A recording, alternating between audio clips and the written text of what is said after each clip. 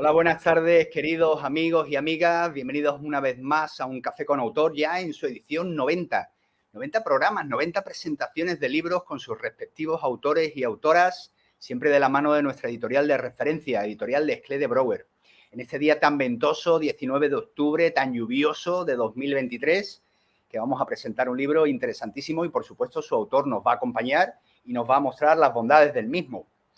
Hoy vamos a presentar, en breve, tan solo una pequeña introducción a José Antonio Sande Martínez, que nos trae Educación emocional en la infancia, recién cocinado en los hornos de la editorial Desclée de Brouwer, de 0 a 10 años. Una breve lectura. La educación emocional es un proceso que implica una inversión de tiempo y energía muy elevados. Si no se sabe cómo afrontarlo, el desgaste individual y del sistema familiar puede ser muy alto, pagando el precio del desencanto, la frustración y la desesperación.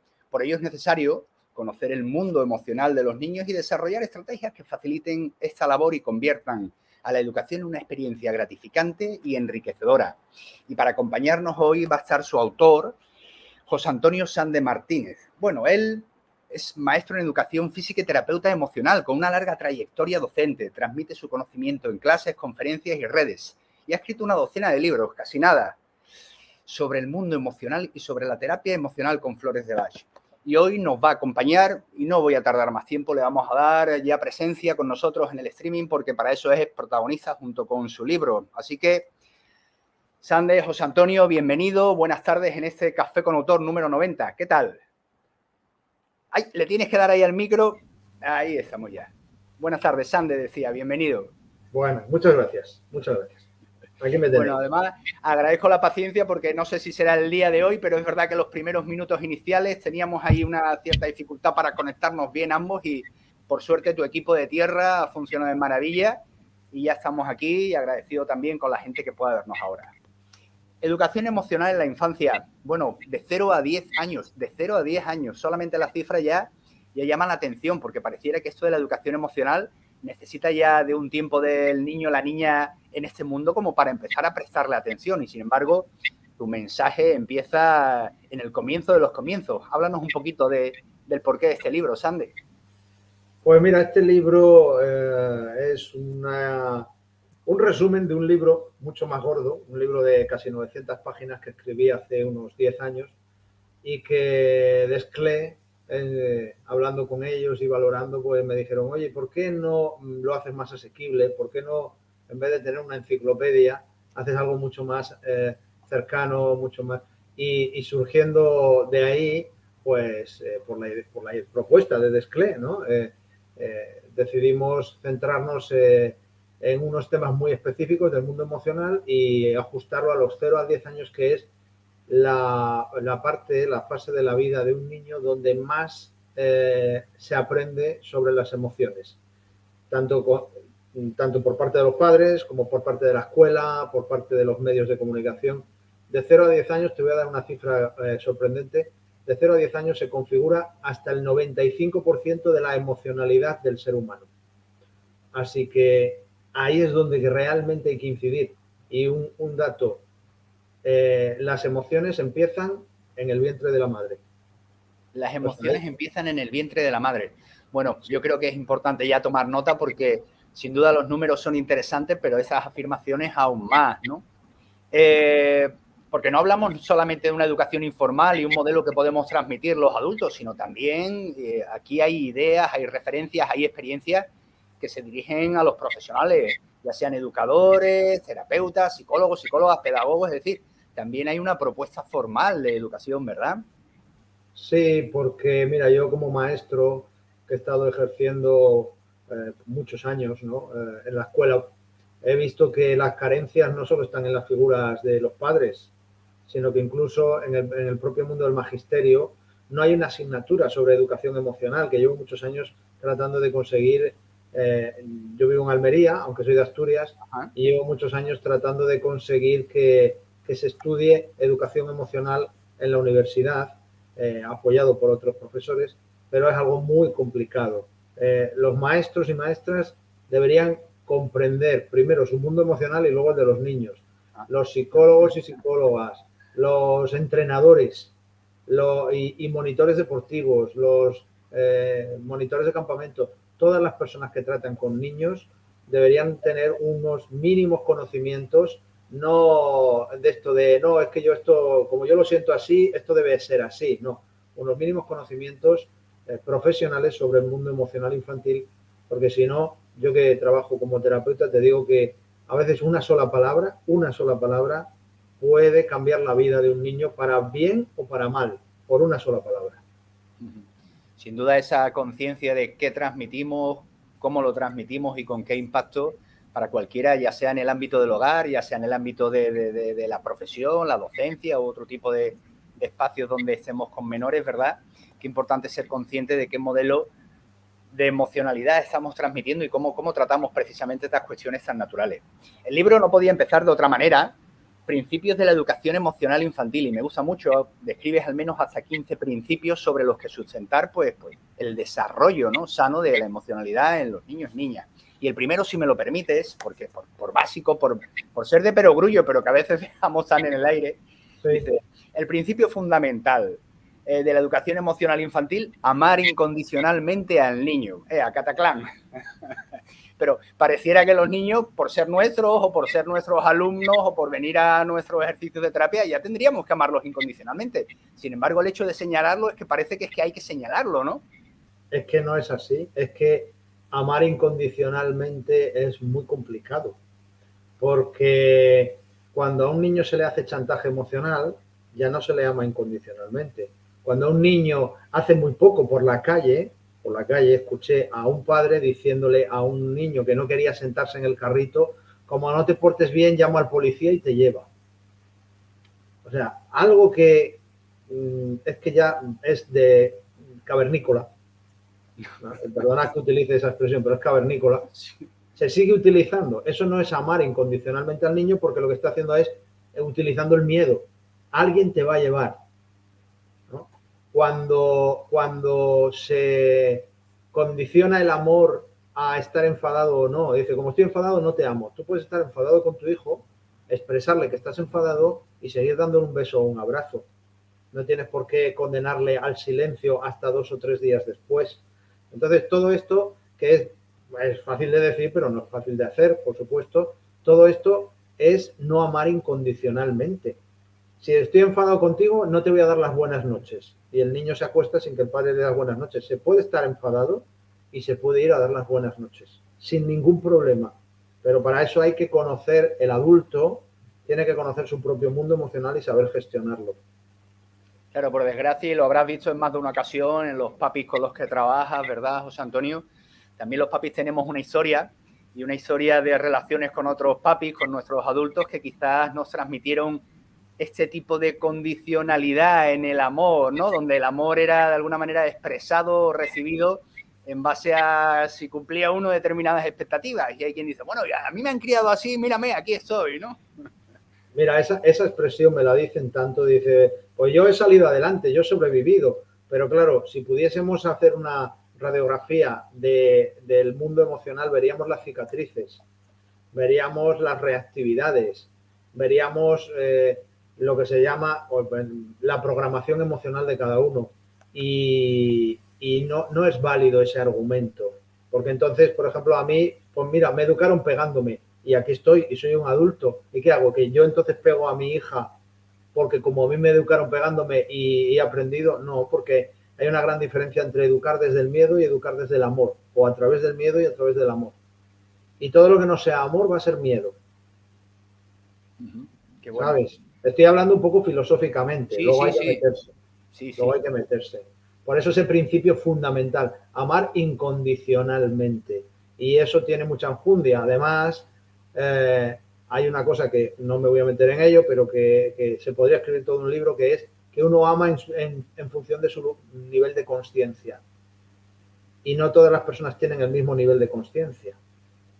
Así que si nos ceñimos, por ejemplo, a la pirámide de Maslow, en el nivel supervivencia se ama de una manera, en el amor protección se llama de otra, en el nivel pertenencia de otra, y así en cada uno de los niveles de conciencia el amor se expresa de una manera totalmente diferente.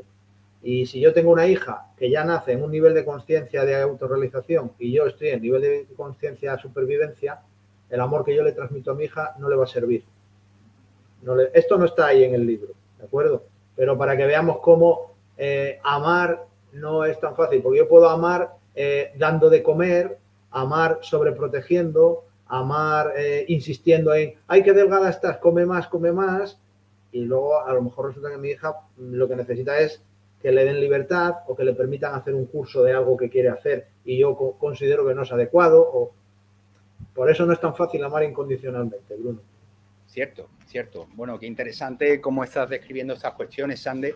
Si empezábamos por los principios, los pilares sobre los que construir esta educación emocional en la infancia, el primer capítulo no le va a la zaga, ¿no? Cuestiones para empezar. Y concretamente apuntas una cita, un proverbio africano: para educar a un niño hace falta la tribu entera, ¿no? Y pones el foco precisamente, bueno, pues en el contexto, ¿no? Porque pareciera que esto de educar al niño sea una cuestión como muy centrada exclusivamente en él y sea un ser individual y desconectado del entorno. Y sin embargo es tan importante y tú ya pones el foco ahí, ¿no? Cuéntanos, ¿en qué medida es importante precisamente eso, ¿no? Tener en cuenta a los que rodean al menor, ¿no? Pues mira, esto es tan importante como que a veces los padres no pasan ni 3 horas con los hijos al día. Y son los maestros, maestras, los abuelos, la escuela, los medios de comunicación, las redes sociales, el barrio, pueden ser tanto o más influyentes en la programación emocional de un niño o de una niña que los propios padres. Si hay una estupendísima influencia por parte del padre, la madre, la escuela, pero luego hay un abuelo, una abuela que está, entre comillas, torpedeando, boicoteando toda esa buena educación emocional, al final se crean instrucciones duales o se crean dicotomías en el niño que le están afectando y que es inevitable. Vamos a ver que tampoco se trata de poner... Sí, forma parte de lo que llevamos, claro. Forma parte de la vida, pero si los padres y la escuela, por ejemplo, hacen una educación emocional en la misma línea y una cosa tan sencilla, tan básica como no machacar en los defectos y reconocer las virtudes, ¿no? Si en el colegio se hace eso y en la casa se hace eso, ya tenemos un poquito más de coherencia. Esa coherencia se traduce en una programación emocional infantil mucho más sana. Por eso, ¿qué más da que los padres eduquen estupendísimamente si la escuela es un desastre o si los abuelos son unos chantajistas?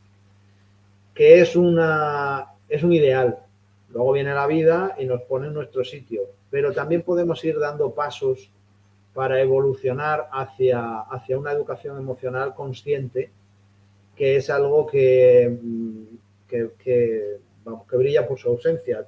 Te lo digo con cierto pesar, pero yo que llevo muchos años, el primer libro que escribí fue en el 2006 sobre educación emocional infantil y he intentado llevarlo a colegios, a institutos, todos son muy buenas palabras, pero luego, y aquí te digo que los colegios a mí, la mayoría me han apoyado, pero cuando se ofrece en las escuelas de padres, en las AMPAs, primero solo vienen madres, para empezar. Habitual. No vienen padres. Y luego te puedo decir que igual de 100 o 200 potenciales personas pueden venir 4. Y esas 4 son las que no lo necesitan. Sí, porque están ya más que sensibilizadas y son más que conscientes, efectivamente. Entonces ahí tenemos que no solo son las administraciones o las estructuras sociales las que pueden favorecer, sino que los padres tenemos que estar dispuestos a emplear que menos que, vamos a decir, 2 horas de nuestro tiempo al mes. Fíjate que yo he ofrecido formaciones de 2 horas al mes para detalles, minucias con ese libro y no conseguir que se junte un grupo de 10 personas.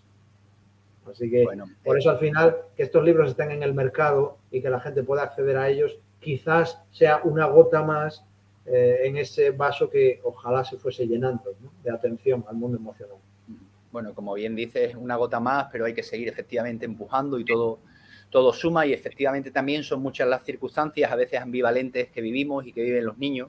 Quizás en este sentido los papis de hoy en día, los educadores o los cuidadores, cuando los papis están en trabajo, en otras circunstancias, de alguna manera, bueno, se quejan de que o se enfrentan a la situación de que pueden compartir poco tiempo, ¿no? Y pareciera que es una cuestión más de cantidad que de calidad, pero creo que si ponemos el foco en la calidad, en conscientemente tener una coherencia también en qué estamos transmitiendo, cómo lo estamos transmitiendo, pues de alguna manera eso, ¿no? No sé si piensas lo mismo, actúa también como un filtro, ¿no? Frente a todas esas ambivalencias que el niño va recibiendo, frente a todas esas incoherencias y de alguna manera a mí me gusta pensar que esas semillas van quedando y terminan por germinar, ¿no? Bueno, en eso estamos, por eso estamos haciendo esta entrevista, hacemos estos libros y es verdad que las circunstancias de los padres a veces no permiten porque realmente el sistema no está muy interesado. El sistema quiere decir el sistema capitalista, el sistema explotador, no está muy interesado en que la gente tenga una emocionalidad sana. Y te explico por qué. Si uno tiene una emocionalidad equilibrada, está más en conciencia que en ego, es decir, está menos en el miedo. Y cuando tienes menos miedo, pues eres capaz de enfrentarte a cosas que de otra manera no te enfrentarías. A lo mejor si tienes menos miedo, compras menos teléfonos móviles de 2.000 euros porque te satisface un teléfono de 150 euros.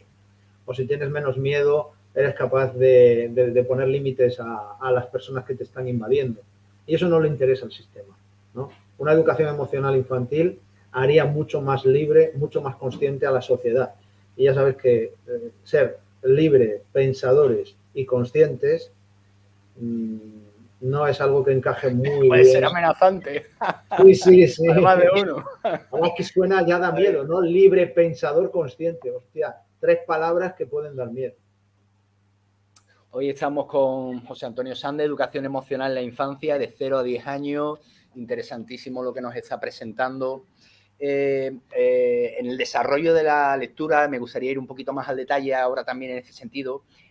Indicas una serie de reglas que son de alguna forma básicas y tienen que ser cotidianas y continuas en la educación del niño, ¿no?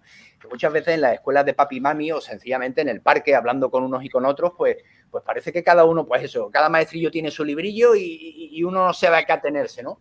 Y en este sentido, bueno, pues estableces al menos 10 cuestiones que son esenciales, sí o sí, tienen que formar parte de este elemento, ¿no?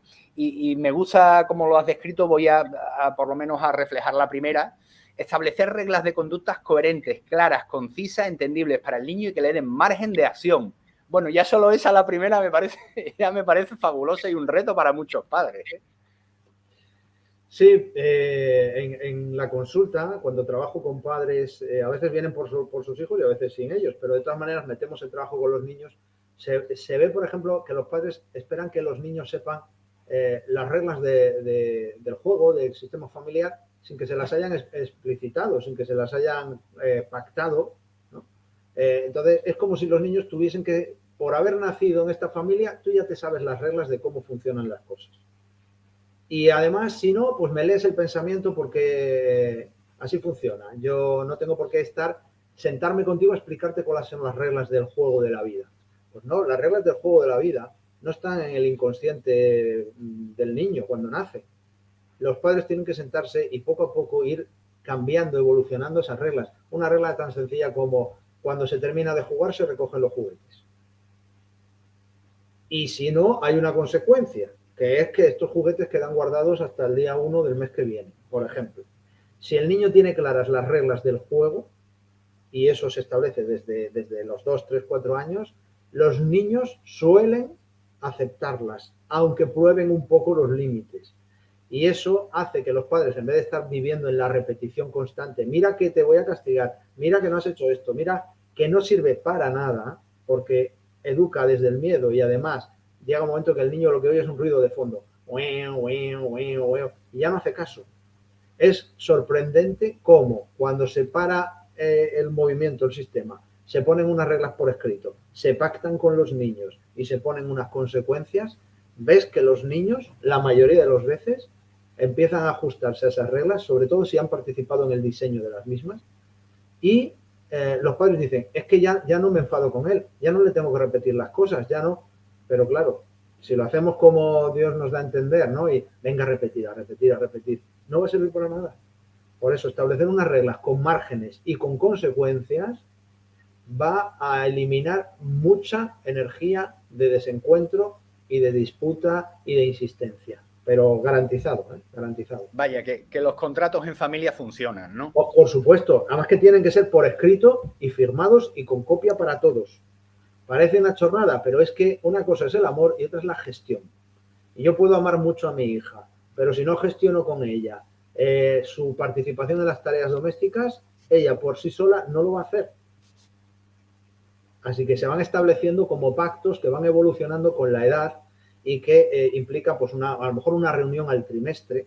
Es alucinante, si me dejas extenderme un poco, cómo en una reunión entre padres e hijos, cuando los hijos tienen la libertad de criticar a los padres, de decir, a ver, ¿qué hemos hecho mal? Venga, pues tú has hecho mal esto, esto y esto, y tú esto. Y los padres son capaces de escuchar y no estar ni excusándose, ni reprimiendo, ni nada. Es alucinante la confianza que ganan los hijos a la hora de se me escucha, tengo mi lugar, no se me calla con autoridad, con autoritarismo.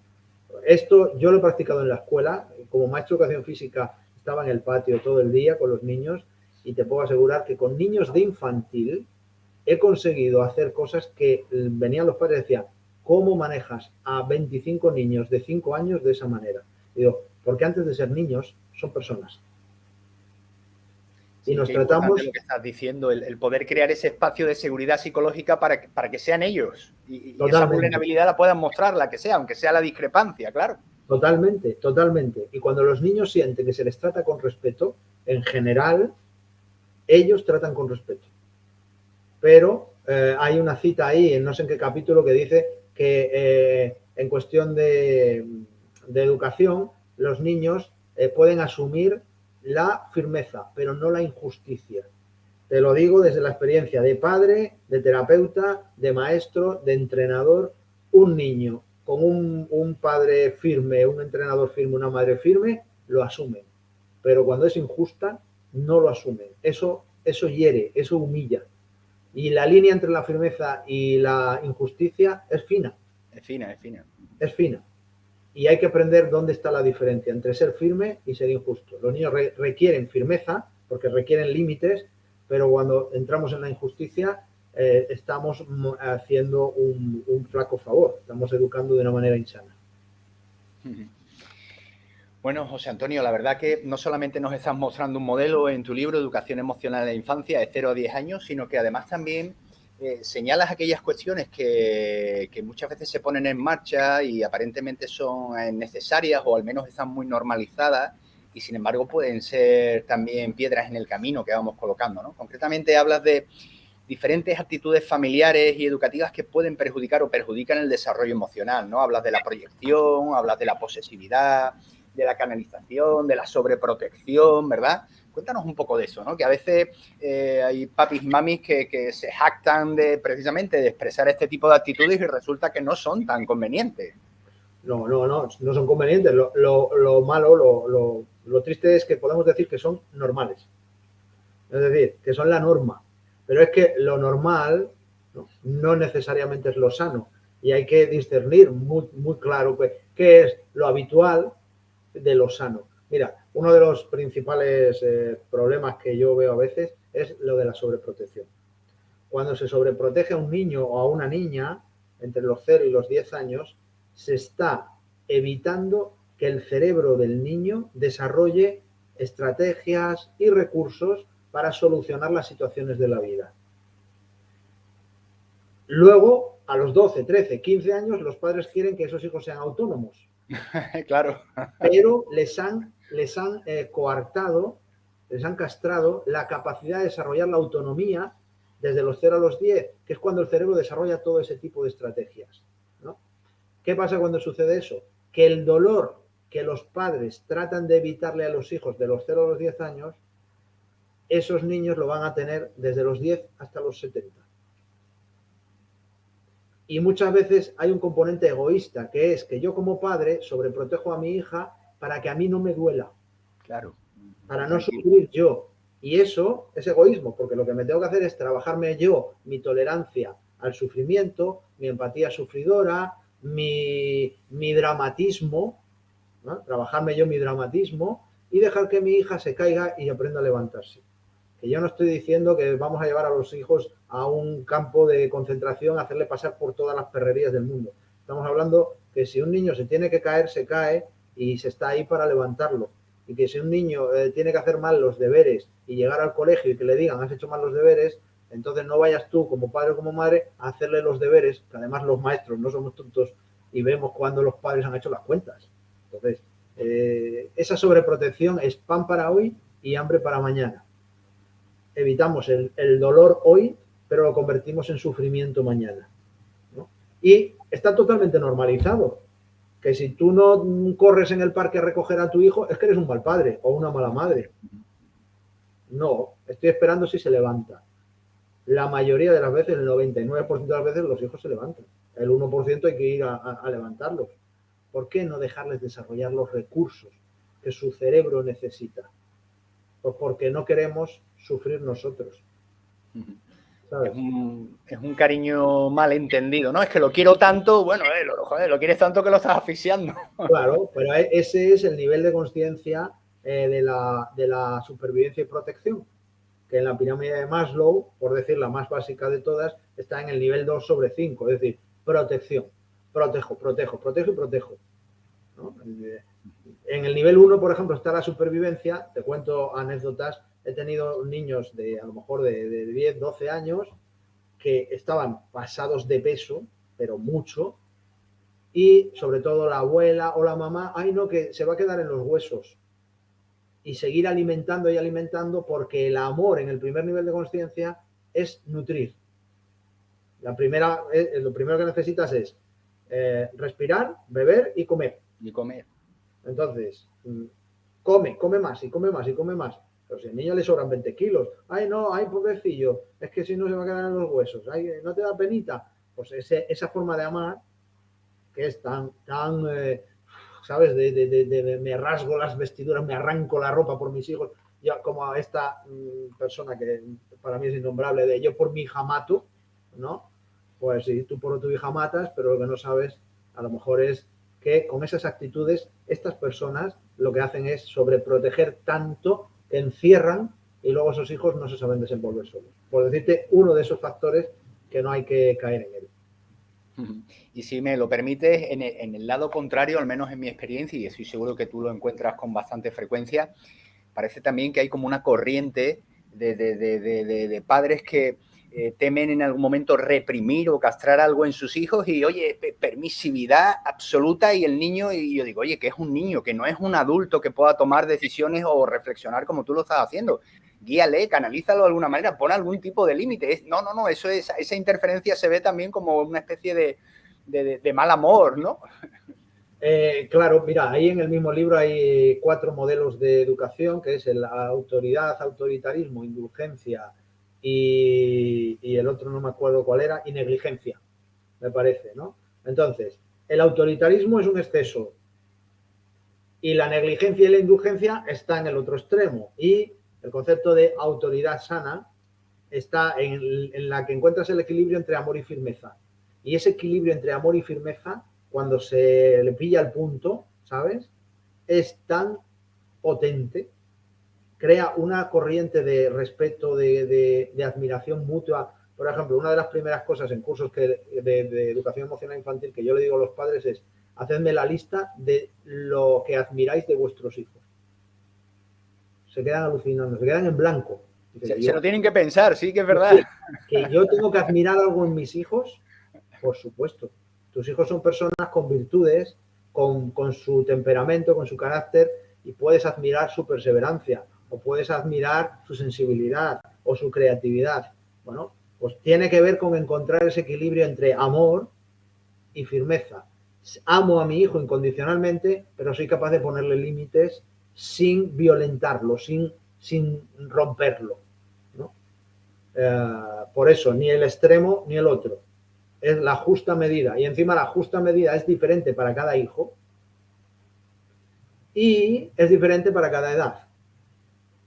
Pero ahí está la cuestión de qué compromiso tengo yo conmigo mismo para educar a mis hijos, a mis hijas.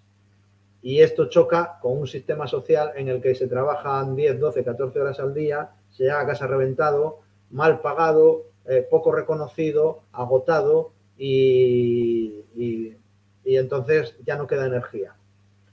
Cambiemos el mundo entero. ¿Vale? Volvamos a empezar. Está bien, lo recojo. Está bien. José Antonio Sande Martínez. José Antonio, estamos llegando al final de este Café con Autor.